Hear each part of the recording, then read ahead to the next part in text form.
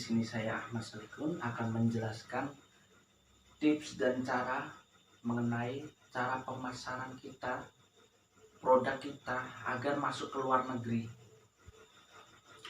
Yang pertama yaitu mempelajari regulasi dan persyaratan. Nah, kita harus mempelajari regulasi hukum di negara tersebut dan persyaratan di negara kita agar saat kita pengiriman nggak tertahan di bandara seperti Bandara Indonesia, yaitu terkendala karena bea cukai. Itu yang pertama. Untuk yang kedua itu melakukan riset untuk pasar baru. Nah, kita harus melakukan riset pada negara tersebut. Contohnya seperti Jepang. Nah, Jepang itu membutuhkan tuna. Kalau kita kirim kakap merah ke Jepang, maka Jepang nggak akan menerima karena Jepang itu membutuhkan tuna. Seperti itu. Kalau Malaysia dia membutuhkan kakap merah, jadi kakap merah kita kirim ke Malaysia, tuna kita kirim ke Jepang gitu. Itu yang melakukan riset itu. Kalau kita salah pengiriman saja, kita salah target pada negara tersebut, maka kerugian yang akan kita alami itu akan sangat besar kerugiannya. Itu yang ketiga, membuat rencana yang matang.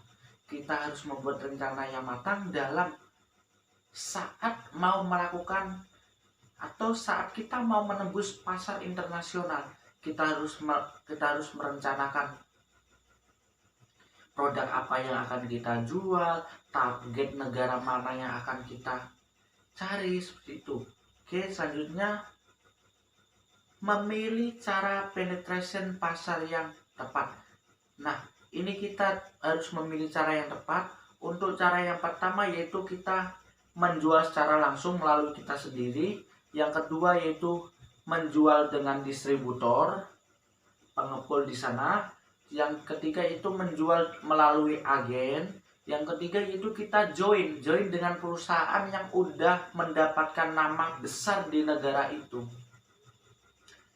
Yang kelima yaitu melakukan pemasaran. Nah, kita harus melakukan pemasaran yang tepat. Contoh di IG, di WA, di Twitter, atau aplikasi-aplikasi online yang sudah besar atau menjadi idola di negara tersebut. Dengan kita melakukan seperti itu, maka kita akan lebih maju daripada yang lain karena kita sudah menembus pasar-pasar tersebut. Kita bisa mendapatkan konsumen dari negara tersebut.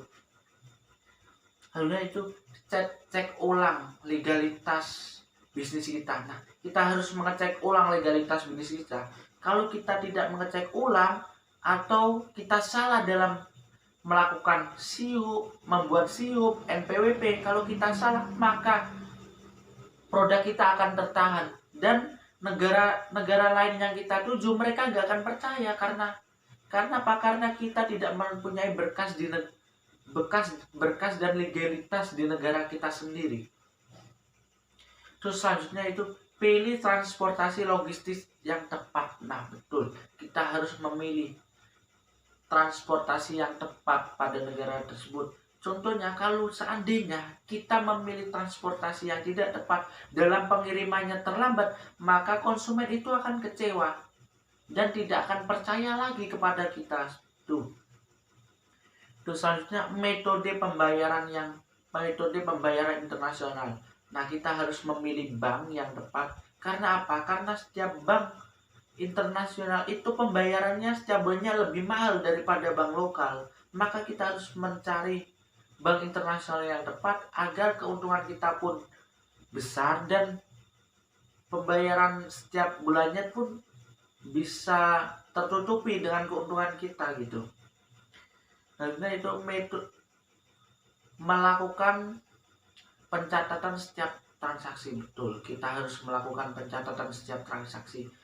Kalau saat ada penjualan kita tidak melakukan pencatatan setiap saat transaksi itu, maka kita nggak tahu kerugian atau keuntungan yang kita dapatkan.